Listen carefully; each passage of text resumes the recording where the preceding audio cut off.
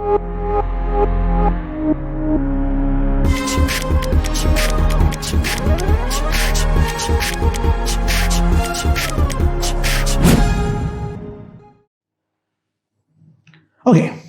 so now we will discuss solubility of salt. Now, what is meant by solubility of salt? Solubility of salt is simply defined as number of moles, उसको हम S से represent करते हैं, of salt that gets dissolved in water. यहां पे आयनिक में, क्योंकि हम बार बार बात किए हैं जो केवल और केवल सॉल्वेंट के फॉर्म में वाटर ही लेंगे, तो इसीलिए हम इसको सीधा in terms of water he represent करेंगे, राइट? तो कोई पानी के अंदर कोई भी सॉल्ट जितना मोल घुलता है उसको हम बोलते हैं उस सॉल्ट का solubility. Okay, so now based on the solubility हम सॉल्ट को 3 पार्ट में डिवाइड कर सकते हैं: soluble salt, insoluble salt and last is sparingly soluble salt. अच्छा, अब कुछ सॉल्ट है इस तरीके से जो कि पानी में प्रैक्टिकली किसी भी अमाउंट पे घुल जाता है. फॉर एग्जाम्पल NaCl, वो पानी पे इतना ज्यादा घुलता है जो फॉर एनी प्रैक्टिकल पर्पस हम जितना NaCl डालेंगे वही के वही पूरा का पूरा वाटर के अंदर घुल जाएगा. उसमें किसी भी प्रकार का इक्विलिब्रियम एग्जिस्ट नहीं करता है. अच्छा, कुछ सॉल्ट ऐसा होता है जो कि पानी में 10 to the power -12 या 10 to the power -13 मोलर से भी कम घुलता है. यानी इतना कम घुलता है जो पानी के अंदर उसका ट्रेस पाना प्रैक्टिकली इम्पॉसिबल है. तो वैसा सॉल्ट्स को हम बोलते हैं इनसॉल्युबल सॉल्ट्स. तो उनको लेकर भी कोई बातचीत करने का मतलब नहीं है. मेन जो हमारा काम का है, जिनका सॉल्युबिलिटी इतना ज्यादा तो नहीं है जो कि हम जितना डालेंगे पूरा का पूरा घुलेगा, लेकिन इतना कम भी नहीं है जो पानी में जितना मोल डिसॉल्व हो रहा है उस चीज को हम पूरी तरीके से नेग्लेक्ट कर सके. यानी अगर मेरे पास कोई एक सॉल्ट है AXBY, ये सॉलिड फॉर्म में है, तो सबसे पहले वो पानी के अंदर उठ के आएगा AXBY एक्वस, और ये जो मोल घुल उठ के आया इसी को हम बोलेंगे सॉल्युबिलिटी S, राइट? अच्छा, इसके बाद बहुत सारे पॉसिबिलिटीज हैं. कुछ सॉल्ट ऐसे हैं जो पानी के अंदर जितना उठ के आएगा वो 100% डिसोशिएट होगा, यानी ये आयोनाइज होगा AXY plus aqueous plus YB X minus aqueous के फॉर्म में. और कुछ ऐसे सॉल्ट्स भी होते हैं, वो भी हम आगे देखेंगे, जो कुछ तो जो है वो आयंस के फॉर्म में टूटता है और कुछ जो है वो अनडिसोशिएटेड फॉर्म में ही पानी के अंदर घुला हुआ हमें मिलता है, राइट? ओके, तो सबसे पहले let's discuss AB type of salt.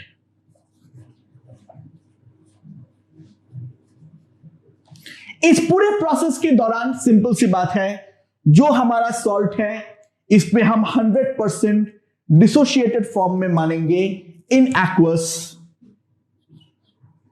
तो AB सॉलिड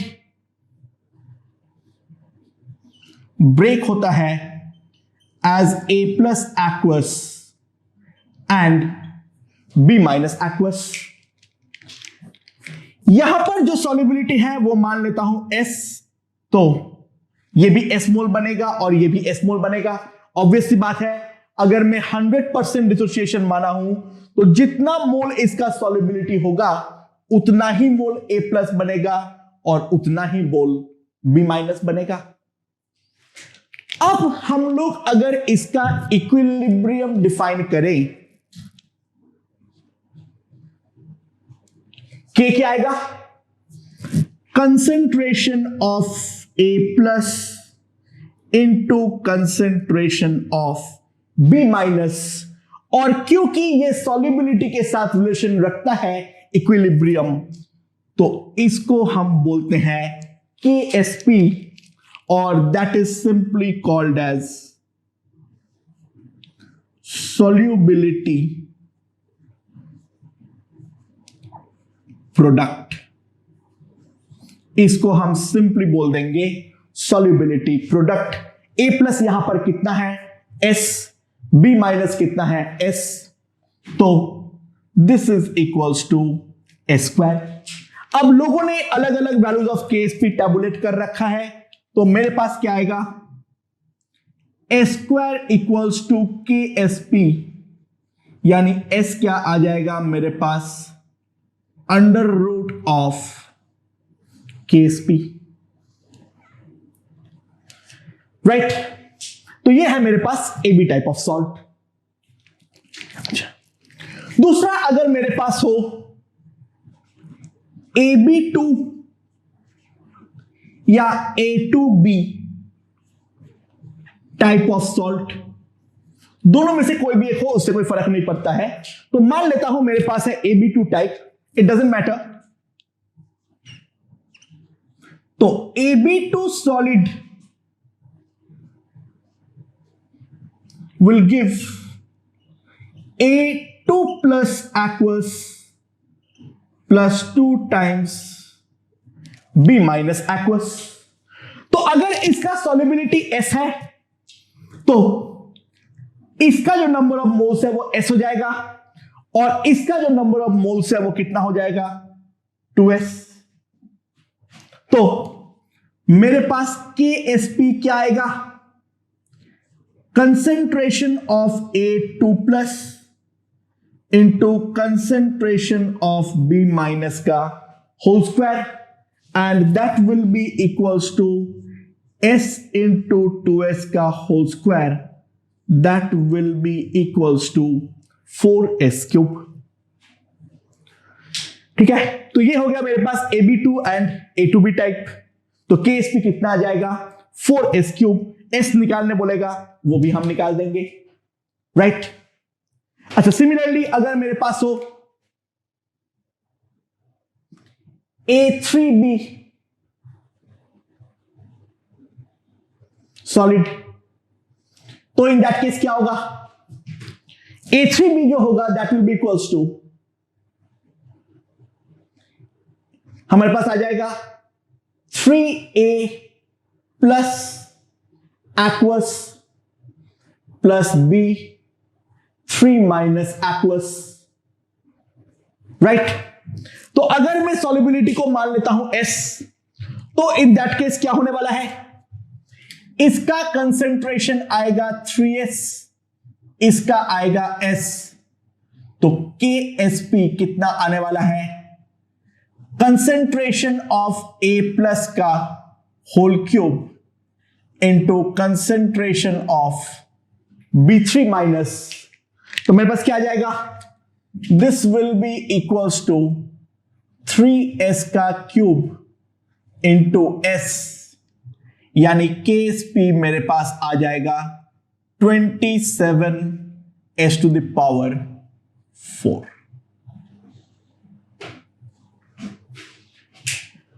ये फंडा समझ में आया है या नहीं आया है?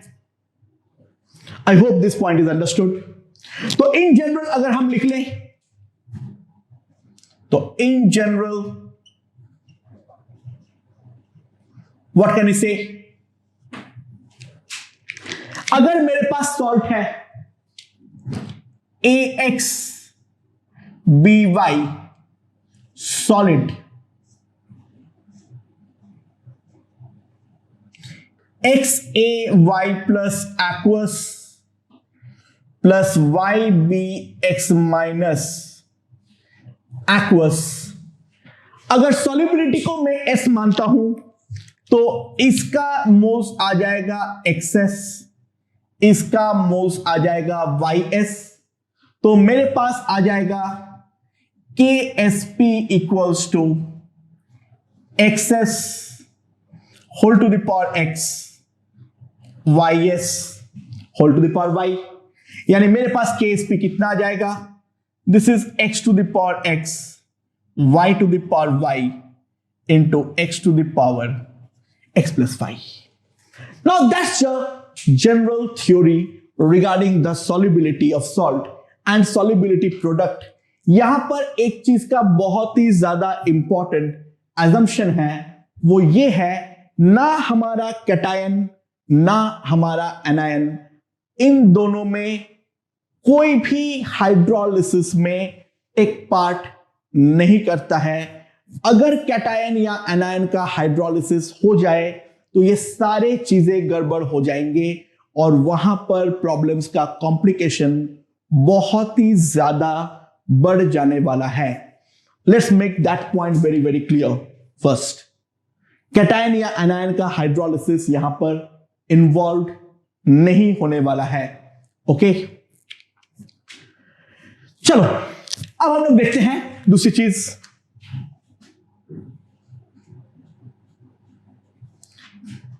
हम देखेंगे साइमल्टेनियस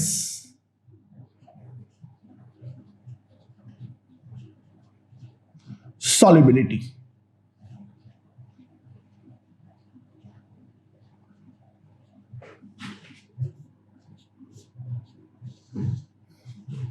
अच्छा, इसे फर्स्ट प्रोफाइल देखते हैं. Let AB is a sparingly soluble salt.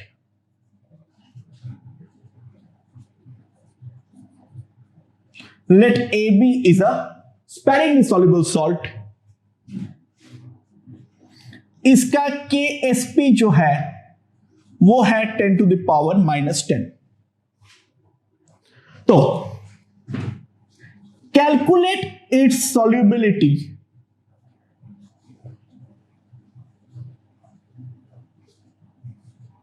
in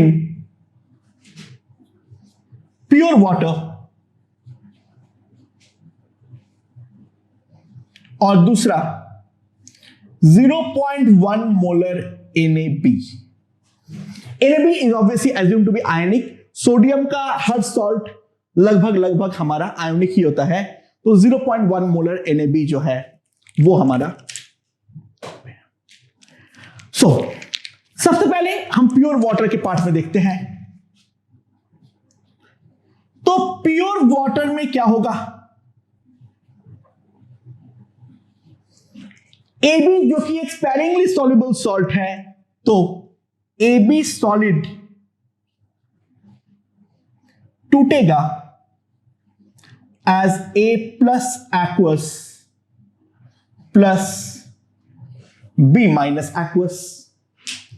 Now इसका solubility अगर S है तो इसका कंसेंट्रेशन भी S होगा और इसका कंसेंट्रेशन भी S होगा, तो KSP जो है that will be equals to S square और इसका वैल्यू आएगा 10 to the power -10.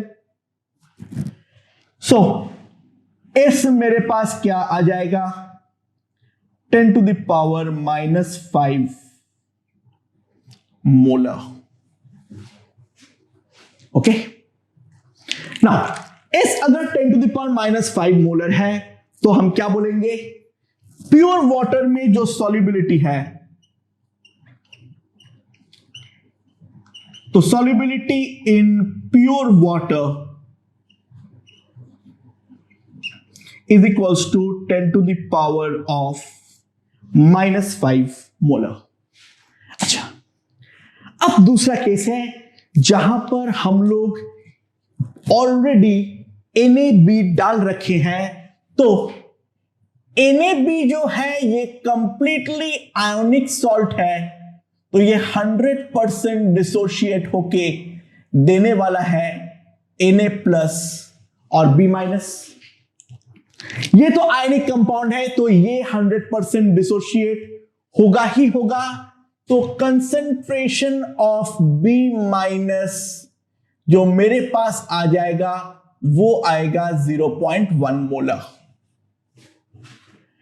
और अब इसके प्रेजेंस में हमारा जो AB सॉल्ट है वो AB सॉल्ट डिसॉल्व होने वाला है। तो AB in equilibrium gives A+ aqueous plus B- aqueous। ठीक है, तो अब मान लो इसका सॉल्युबिलिटी है S। Now according to the common ion effect और ला शातेलिया प्रिंसिपल, क्योंकि B- ऑलरेडी एक्सटर्नली प्रेजेंट है, तो इस कारण पे इसका जो इक्विलिब्रियम है ये बैकवर्ड साइड में ड्राइव होने वाला है। तो सॉल्युबिलिटी जो 10 to the power -5 मोलर था, अब वो सॉल्युबिलिटी उससे भी कम होने वाला है। तो ऑब्वियस सी बात है, पहले ही सॉल्युबिलिटी 10 to the power -5 है और बैकवर्ड ड्राइव होने वाला है, तो सॉल्युबिलिटी हमें ना के बराबर मिलने वाली है। Let's try to calculate. अगर सॉल्युबिलिटी को मैं S मानता हूं तो इसका कंसेंट्रेशन S हो जाएगा और इसका कंसेंट्रेशन हो जाएगा 0.1 प्लस S। Come on, this can be practically taken as 0.1। Obvious सी बात है, हम 10 to the power -5 को ही नेग्लेक्ट करते 0.1 के सामने, तो यहां पर तो और ज्यादा इक्विलिब्रियम बैकवर्ड शिफ्ट हुआ है। तो ऑब्वियस सी बात है, यहां पर तो डेफिनेटली भयंकर तरीके से अपना सॉल्युबिलिटी कम होगा, जिसको हम 0.1 के सामने डेफिनेटली नेग्लेक्ट कर सकते हैं। पूरे आयनिक में एक चीज तो इंपॉर्टेंट है, जो कब किसको हम कहां पर नेग्लेक्ट करें, right? So S into 0.1 will be Ksp, and that is equals to 10 to the power -10। तो solubility S आ जाएगा 10 to the power -9 molar.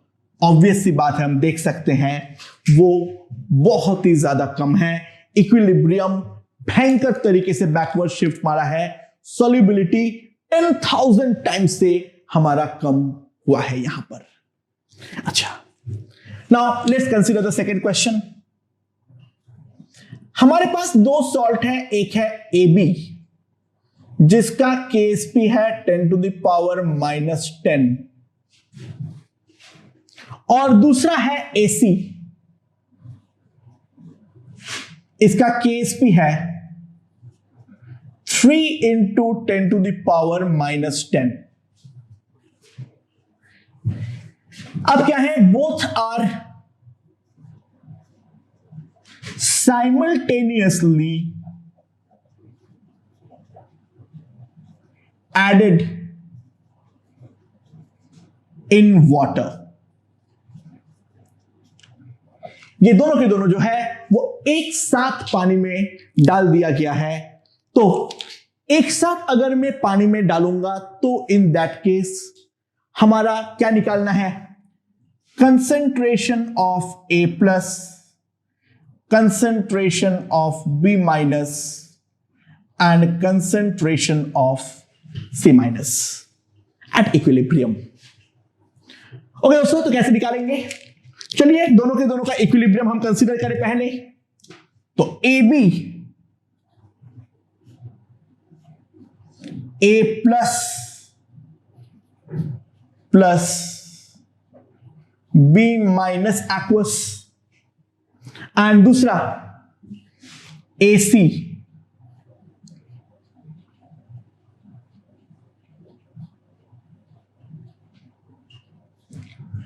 A plus aqueous and C minus aqueous।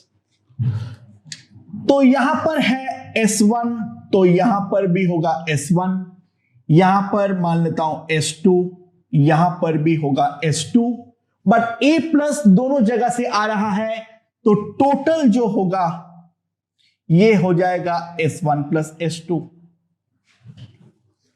Right.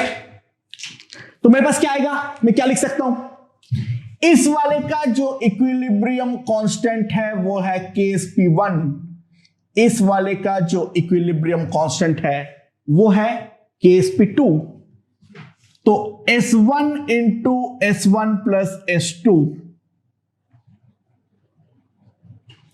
वो KsP1 आने वाला है, and similarly S2 into S1 plus S2 KsP2 आने वाली है। अब अगर मैं इन दोनों को साथ में ऐड कर दूं, S1 प्लस S2 का whole square, that will be KsP1 plus KsP2। तो मेरे पास आ जाएगा S1 plus S2 under root KsP1 plus KsP2, right. अगर मैं अब इन दोनों के वैल्यूज को ऐड कर दूं, it will come out to be 4 into 10 to the power minus 10, that is equals to 2 into 10 to the power minus 5 molar. And S1 plus S2 जो है वही तो हमारा A प्लस का कंसेंट्रेशन है, तो A प्लस का कंसेंट्रेशन जो होगा this will be 2 into 10 to the power minus 5 molar. Okay, अब दूसरा क्या आएगा, कंसेंट्रेशन ऑफ B माइनस, वो है S1, that is KsP1 by S1 plus S2। पहले वैसे लिख सकता हूं, S1 प्लस S2 का वैल्यू मुझे मालूम है, KsP1 मुझे मालूम है, दोनों का वैल्यू को अगर मैं सब्स्टिट्यूट करता हूं तो आ जाएगा 0.5 into 10 to the power minus 5 molar. And similarly जो कंसेंट्रेशन ऑफ C माइनस आएगा that will be S2 KsP2 by S1 plus S2, and if we substitute the value, it will simply come out to be 1.5 into 10 to the power minus 5 molar। तो अगर मेरे पास दो sparingly soluble salt साथ में है, जिन दोनों का solubilities आपस में comparable है, तो वहां पर हम प्रॉब्लम को डेफिनेटली इस तरीके से प्रोसीड करने वाले हैं। इसके अलावा एक और प्रोफाइल हमारे पास आ सकता है, वो ये है, क्या, मेरे पास दो सॉल्ट है, एक है AB, इसका KsP है 10 टू द पावर माइनस 10, और साथ में डाल दिया AC जिसका KsP है 10 टू द पावर माइनस 20। अब पूछा है both are simultaneously added to water, दोनों के दोनों को मैं साइमल्टेनियसली ऐड कर रहा हूं वाटर में, ठीक है।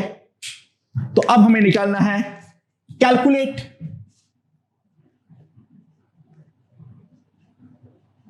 A माइनस, अगर A plus B minus and C minus का कंसेंट्रेशन, ओके। तो अब हम लोग किस तरीके से करने वाले हैं, क्या फंडा है देखें। साफ साफ देखते हैं जो AB का जो कंसेंट्रेशन KSP है वो काफी ज्यादा है एज कंपेयर टू AC, यानी सिंपल सी बात है, solubility of AC, that is S2, is much less than solubility of AB. That is S1, right? तो अब क्या है यहां पर, ध्यान दो, एग्जैक्टली सिमिलर इक्वेशन बनेगा, S1 into S1 plus S2, that is equals to KSP1, और S2 into S1 plus S2, that is equals to KSP2. S1 into S1 plus S2 जो होगा वो क्या है, KSP1, और S2 into S1 plus S2 कितना है, KSP2. तो now S1 is much greater than S2, that implies S1 plus S2 is practically equals to S1, यानी जो ज्यादा सॉल्युबल वाला है उसका मैं प्रैक्टिकली इंडिपेंडेंट डिसोसिएशन एज्यूम कर सकता हूं. तो मैं AB को सबसे पहले इंडिपेंडेंटली अगर तोड़ लूं, A प्लस B माइनस में ये S1 ये S1, तो मेरे पास यहां पर साफ साफ आ जाएगा S1 square is equals to KSP1, that is 10 to the power minus 10.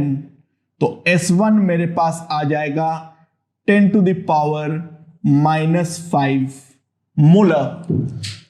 तो मेरे पास यहां से आ जाएगा concentration of A plus, that is equals to concentration of B minus, that is equals to 10 to the power minus 5 molar. हाँ कि ना?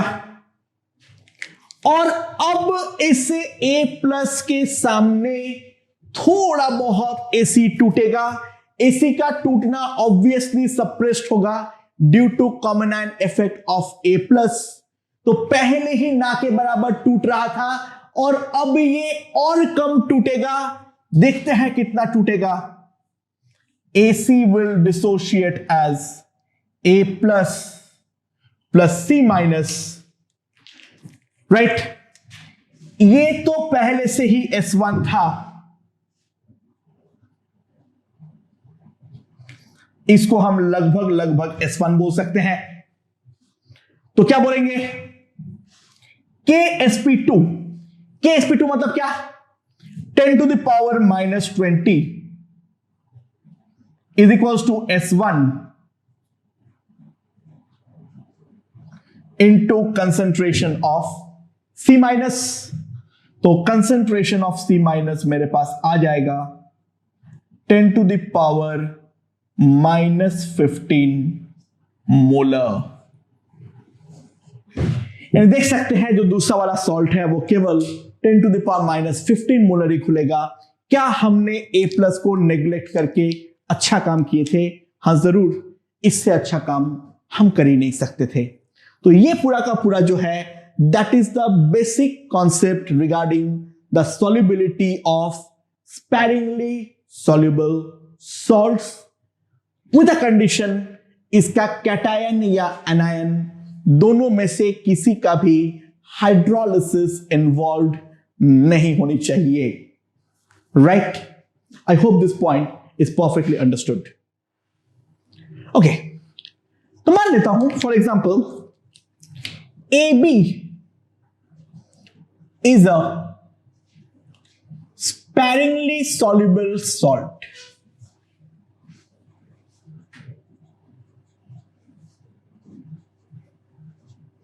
Right? KSP उसका दे रखा है. मैं एक्सटर्नली क्या कर रहा हूं, Na of C1 concentration and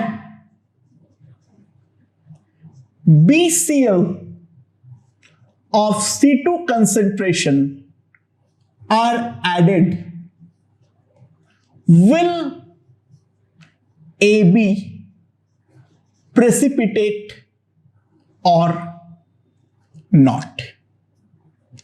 यहां पर A माइनस और यहां पर जो हमारे पास है, सॉरी यहां पे सॉल्व थोड़ा उल्टा नाम हो गया, NaB ले लेते हैं और ACl ले लेते हैं।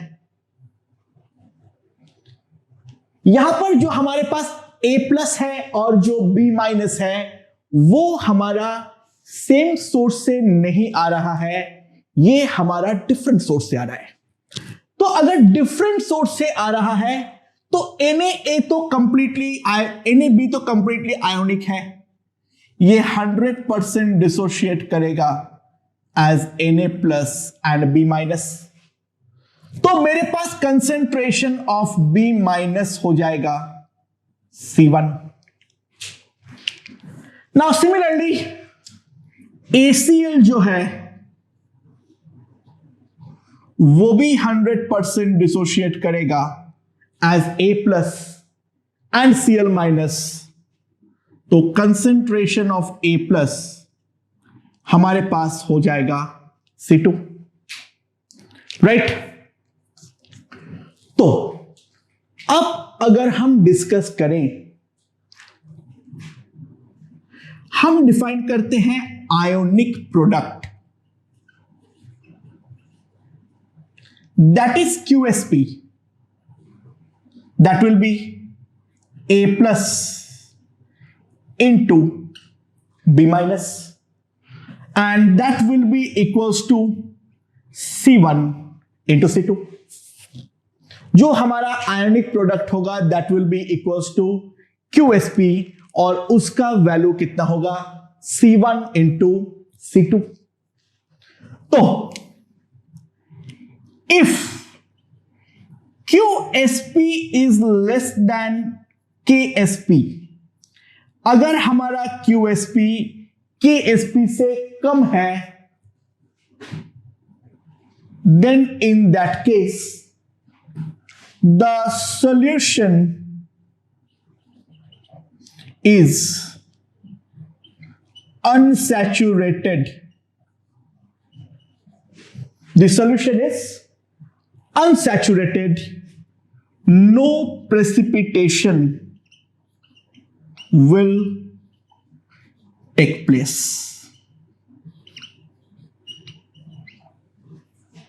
ठीक है। अब अगर इफ QSP मेरा KSP के जस्ट इक्वल हो तो हम बोलेंगे the solution is just saturated. Solution जो है वो जस्ट हमारा सैचुरेशन पॉइंट पर पहुंचे हैं, नो प्रेसिपिटेशन विल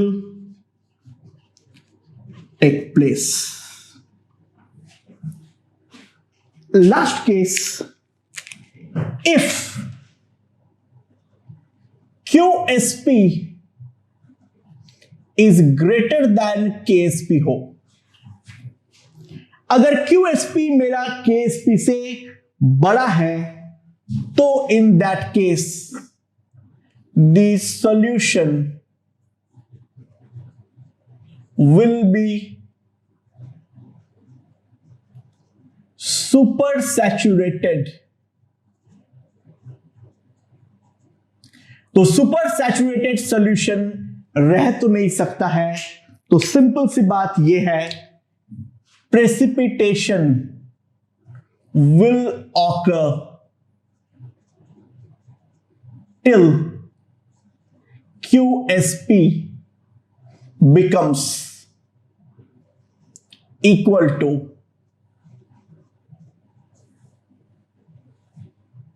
KSP। तब तक प्रेसिपिटेशन होता रहेगा जब तक ना हमारा QSP KSP के इक्वल हो जाए तो क्या सर सुपर सैचुरेटेड सॉल्यूशन कभी नहीं बन सकता है? नहीं, ऐसा नहीं है। सुपर सैचुरेटेड सॉल्यूशन डेफिनेटली बन सकता है, बट उसको बनाने के लिए हमें बहुत ही ज्यादा सतर्कता का मान लेना पड़ता है। क्या करना होता है? कुछ सॉल्ट ऐसे होते हैं जो हाई टेम्परेचर में काफी अच्छा सॉल्युबल होता है और लो टेम्परेचर में काफी कम सॉल्युबल होता है, यानी सॉल्युबिलिटी विथ इंक्रीजिंग टेम्परेचर बढ़ता है। अब ऐसा सॉल्ट पे क्या करना है? पहले गर्म पानी लो, और क्योंकि वहां पर सॉल्युबिलिटी ज्यादा है तो वहां पर बहुत सारा उस सॉल्ट को घोल लो, राइट? और वहां पे उस टेम्परेचर पे हमने सैचुरेट कर लिए।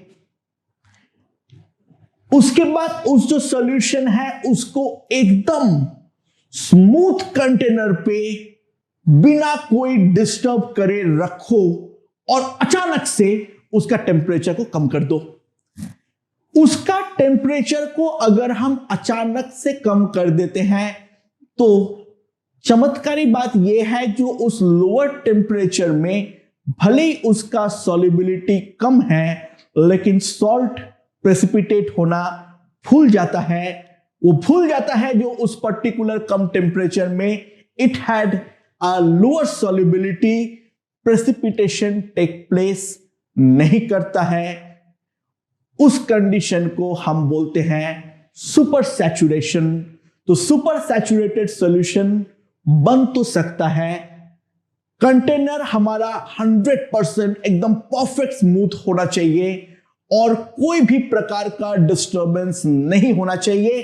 अब जो ये सुपर सैचुरेटेड सॉल्यूशन है ये बहुत ही ज्यादा हाईली अनस्टेबल है और उसमें एक जरा सा भी डिस्टरबेंस करे या फिर जो सॉल्ट है उसका एक ड्रॉप भी डाल दे, यानी जरा सा भी कोई भी तरीके से हमारा सॉल्यूशन को अगर ऑसिलेट करे तो तुरंत उस लोअर सॉल्युबिलिटी के according more number of moles of salt नीचे प्रेसिपिटेट करना चालू करता है और वो प्रेसिपिटेशन तब तक चलती है जब तक ना सुपर सैचुरेटेड सॉल्यूशन सैचुरेटेड में कन्वर्ट हो जाता है।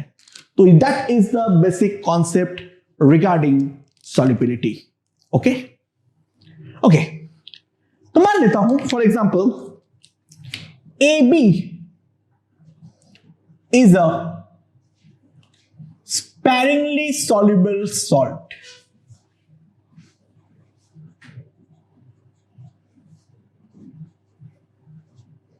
Right?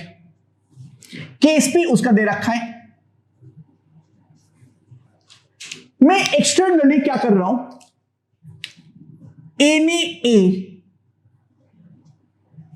Na of C1 concentration and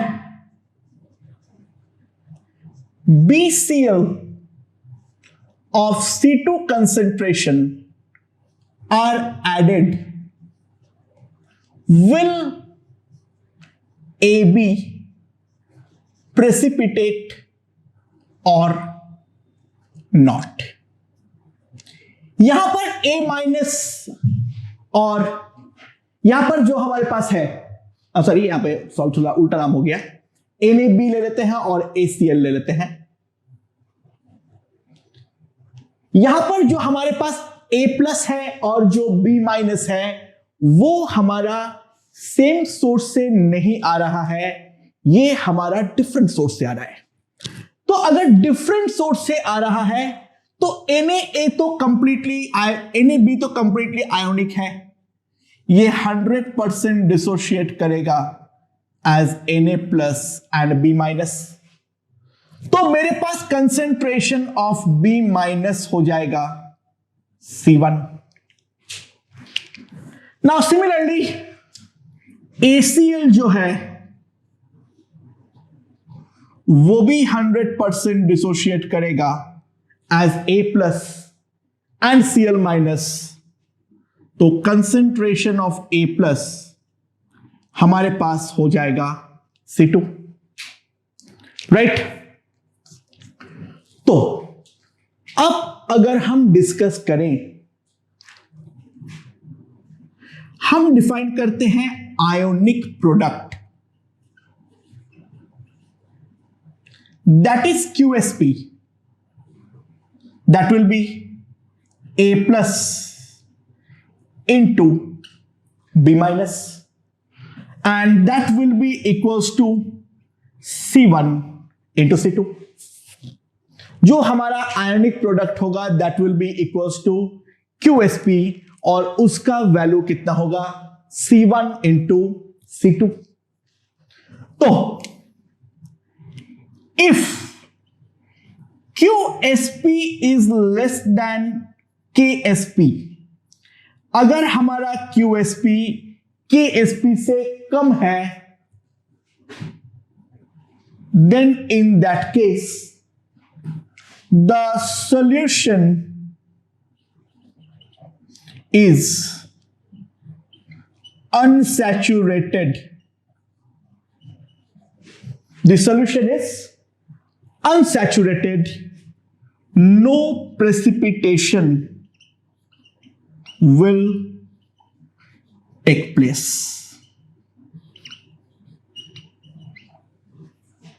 ठीक है। अब अगर इफ QSP मेरा KSP के जस्ट इक्वल हो तो हम बोलेंगे द सॉल्यूशन इज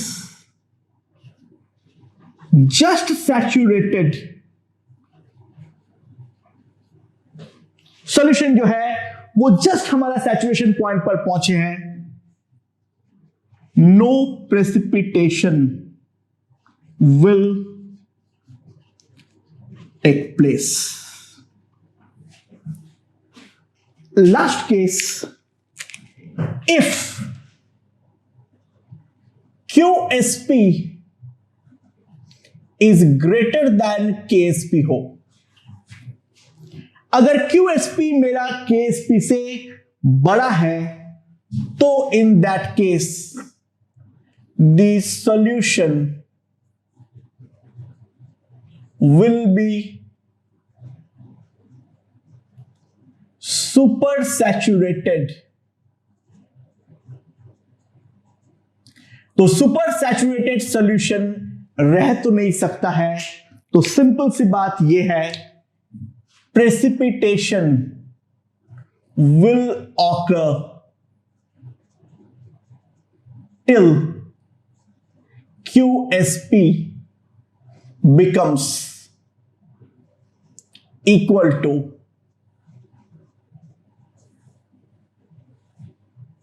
KSP।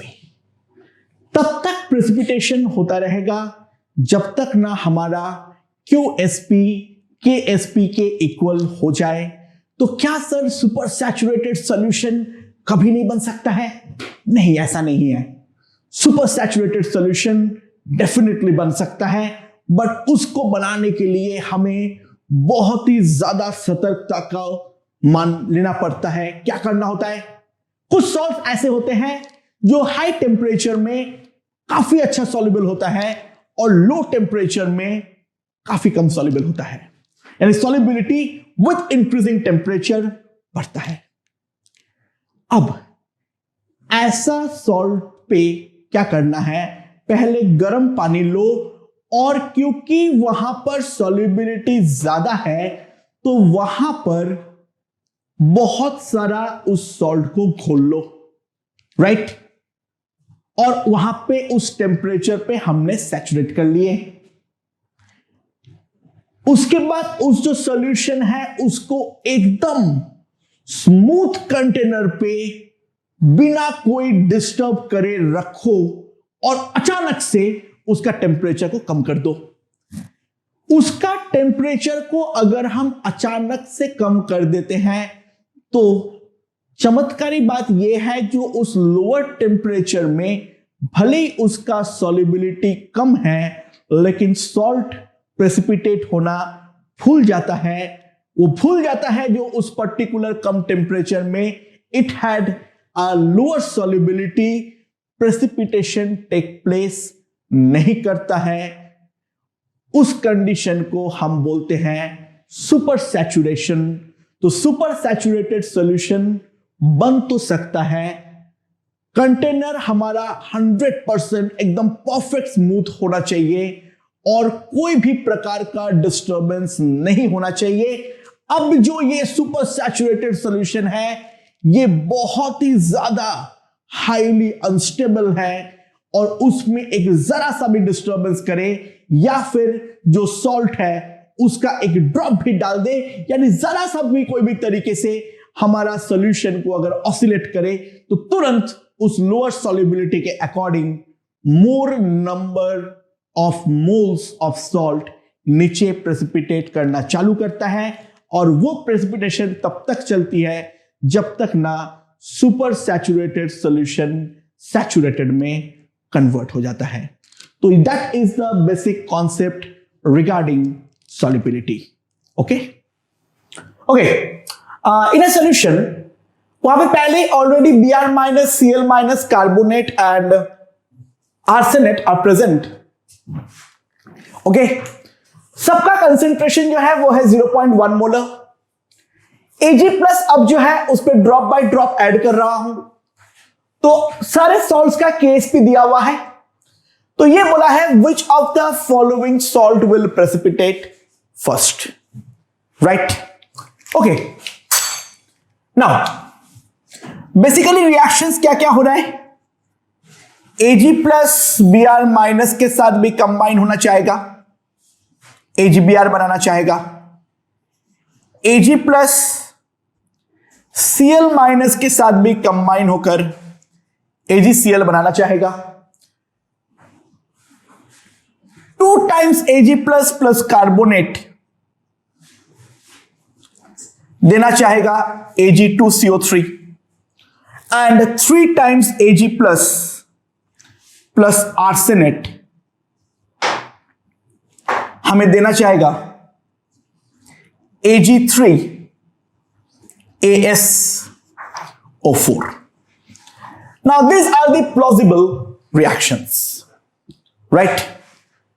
अब अगर मैं देखूं Br माइनस Cl माइनस इन सब के बारे में, let's see,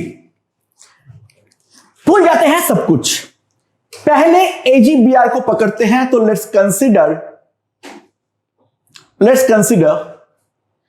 AgBr।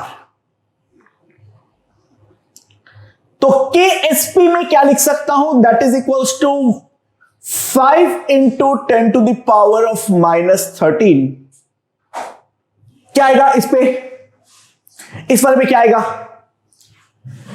This will be equals to concentration of Ag plus into concentration of Br minus. Now Br minus का कंसेंट्रेशन है 0.1 मोलर। तो सिंपल सी बात है, जिस कंसेंट्रेशन ऑफ Ag प्लस पे ये प्रेसिपिटेट करेगा that will be 5 into 10 to the power -13 by 0.1. So this will come out to be equals to 5 into 10 to the power of -12 molar. Okay? Now, अब उसके बाद क्या है? उसके बाद क्या है? Let's consider AgCl। तो AgCl का अगर मैंने Ksp कैलकुलेट करूंगा तो उसका Ksp कितना है? 1.8 into 10 to the power of -10, that is equals to concentration of Ag plus into concentration of Cl minus. तो सिंपल सी बात है, कंसेंट्रेशन ऑफ Ag प्लस इसके लिए जो आएगा, Cl माइनस का कंसेंट्रेशन तो 1 है, 0.1 है, so it will be 1.8 into 10 to the power -10 by 0.1, that is 1.8 into 10 to the power of -9 molar. तो अगर Ag प्लस का concentration 1.8 into 10 to the power -9 molar के इक्वल होगा, तो इन दैट केस क्या होगा? हमारा AgCl प्रेसिपिटेट करेगा। अगला, लेट्स कंसिडर Ag2CO3। इसका KSP कितना होगा? Concentration of Ag plus square into concentration of carbonate. तो ऑब्वियसली बात है, ये कितना आएगा? देख कितना रखा है, that is equals to 8.1 into 10 to the power of -12। So concentration of Ag plus का स्क्वायर आएगा 8.1 into 10 to the power of -12 divided by 0.1, क्योंकि कार्बोनेट का कंसेंट्रेशन दे रखा है 0.1, तो that is equals to 81 into 10 to the power of -12। So concentration of Ag plus will be root over of this, that is 9 into 10 to the power of -6 molar. And last we have to consider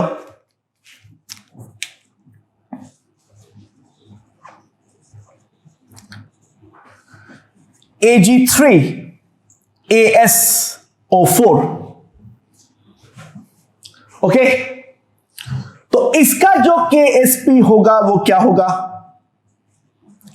concentration of Ag plus cube into concentration of AsO4 3 minus, तो ये मेरे पास कितना आ जाएगा? 10 to the power of -12। So simply I can say this is 0.1। तो concentration of Ag plus का cube is equals to 10 to the power -22 by 0.1, and that will come out to be equals to 10 to the power -21। सो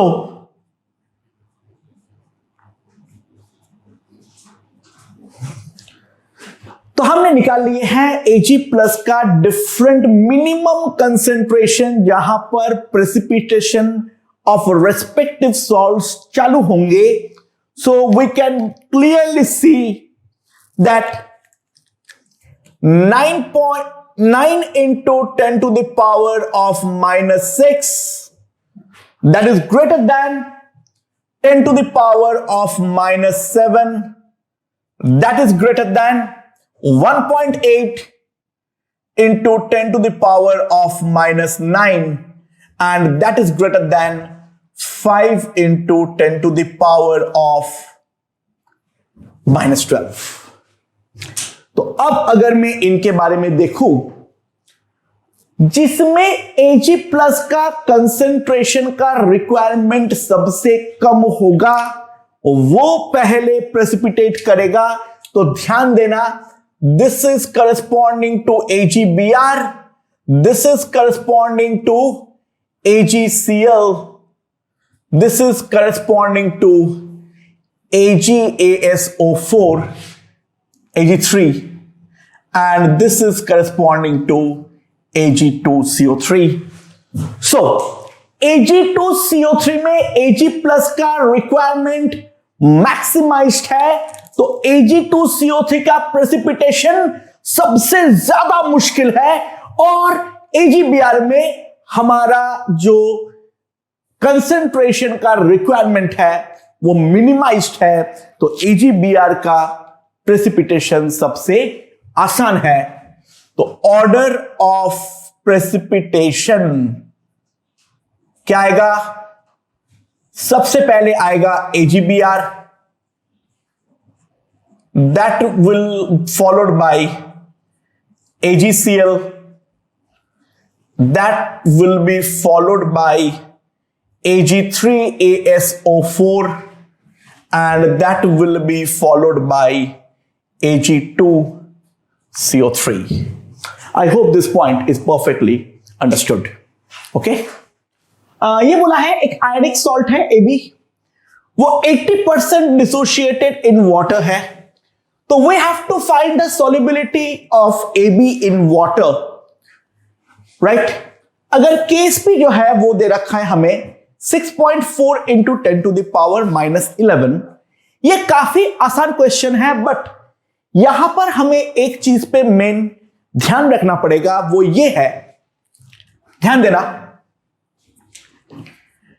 हमारे पास जब बोला है 80% dissociated है, तो ये बोलने का मतलब क्या है? अगर मैं ए बी सॉलिड डालता हूं तो सबसे पहले कुछ हिस्सा उठ के बनता है ए बी एक्वस, और जितना हिस्सा उठता है उसी को हम बोलते हैं उसका solubility, that is equals to S, right? Now, अब AB aqueous problematic इसलिए है, ये केवल 80% ही टूटता है A प्लस aqueous में और B माइनस aqueous में, बाकी जो है वो ए बी एक्वस के फॉर्म में ही रह जाता है। यानी सॉल्युबिलिटी को अगर मैं एस बोलता हूं तो उसका 20% तो ए बी के फॉर्म में ही पानी में एग्जिस्ट करेगा। दैट्स समथिंग अमेजिंग, बिकॉज ए बी ऐसे देखा जाए तो कोई चार्ज नहीं है, फिर भी वाटर थोड़ा बहुत तो सॉल्वेट उसे कर ही सकता है, क्योंकि ए बी के बीच में कुछ ना कुछ तो इलेक्ट्रोनेगेटिविटी का डिफरेंस होगा। सो सिंपल सी बात है, यहां पर यह मानने के लिए मना किया हुआ है जो हमारा सॉल्युबिलिटी है वो पूरा का पूरा आयंस में कन्वर्ट हो रहा है। सो अगर मैं यहां पर सॉल्युबिलिटी को ऐसे माना हूं तो concentration of A plus aqueous will be equals to concentration of B minus aqueous, that will be equals to 0.8 S, right? केवल यही डेफिनेशन को बताने के लिए मैंने ये वाला क्वेश्चन उठाया था, अदरवाइज ये क्वेश्चन अब pretty simple and straight forward है, इसमें ज्यादा सा भी कोई दिक्कत नहीं है। तो KSP, that is concentration of A plus into concentration of B minus, that will be 0.8 S का whole square. So simply हम लिख सकते हैं 0.64 S square is equals to 6.4 into 10 to the power of -11.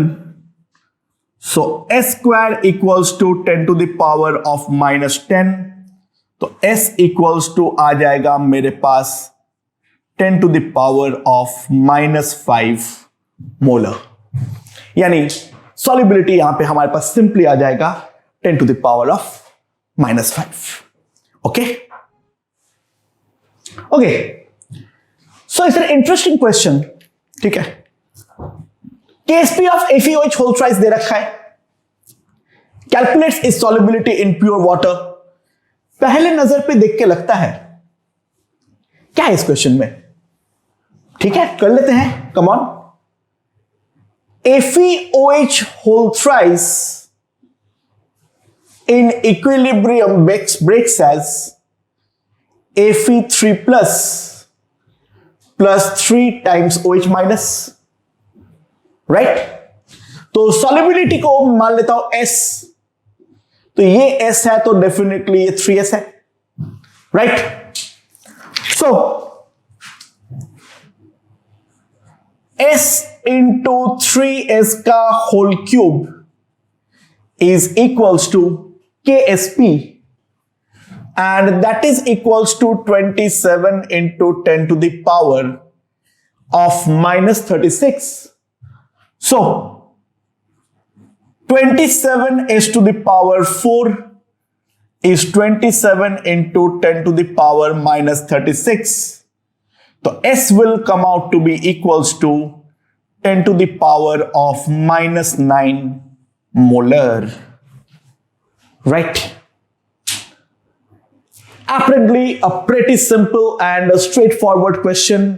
इस क्वेश्चन में करने के लिए कुछ है ही नहीं, बेहद ही आसान क्वेश्चन है, तो हमारे पास यहां पर डायरेक्टली आंसर आ गया and obviously this answer is wrong. गलत है. We have committed a big blunder. क्या ब्लंडर है? OH minus is coming from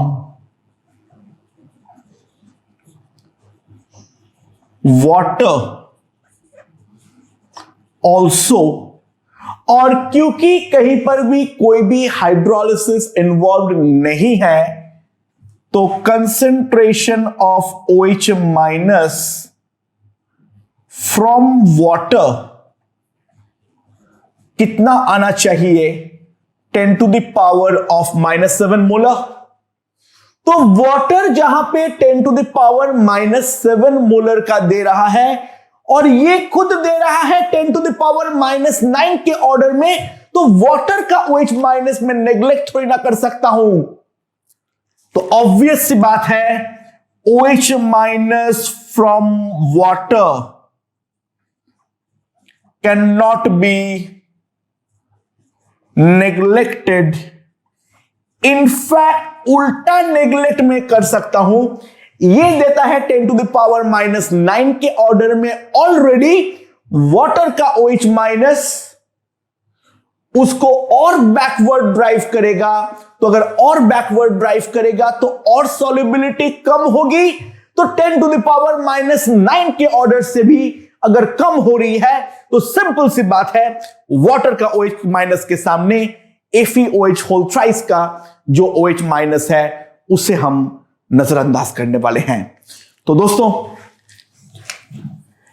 concentration of OH minus will be approximately 10 to the power -7 molar and KSP, that is concentration of Fe3 plus into OH minus का whole cube, and that is given to be equals to 27 into 10 to the power of -36. ये कितना हो गया हमारा? 10 to the power of -7.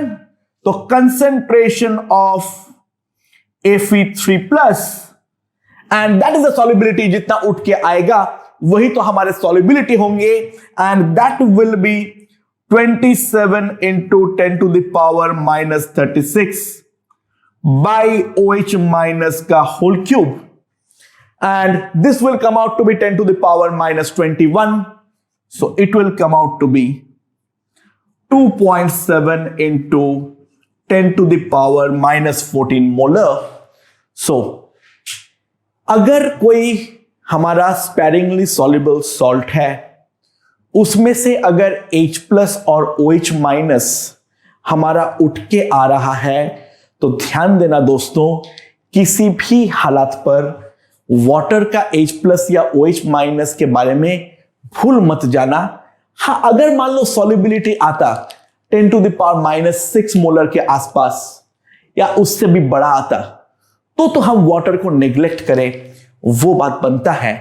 लेकिन जहां पे हमारा खुद का सॉल्युबिलिटी 10 to the power -9 आ रहा है, वहां पर प्रैक्टिकली वही OH माइनस काम का है जो वाटर से आ रहा है. खुद का OH माइनस तो पूरी तरीके से नजरअंदाज होगा. तो फेरिक हाइड्रोक्साइड इस कारण पे अगर हम देखें एक्चुअल में लगभग वो वाटर में न्यूट्रल की तरह ही बिहेव करेगा. उसके अंदर बेसिक ग्रुप है, ये हमें मालूम भी नहीं पड़ने वाला है. हाँ, ऑब्वियसली बेसिक है. एसिड डालूंगा तो वो बेस की तरह काम करना चालू करेगा, लेकिन लिटमस पेपर अगर मैं देखूंगा तो लिटमस पेपर में डेफिनेटली कोई सब्सटेंशियल बदलाव वो नहीं दे सकता है. ओके.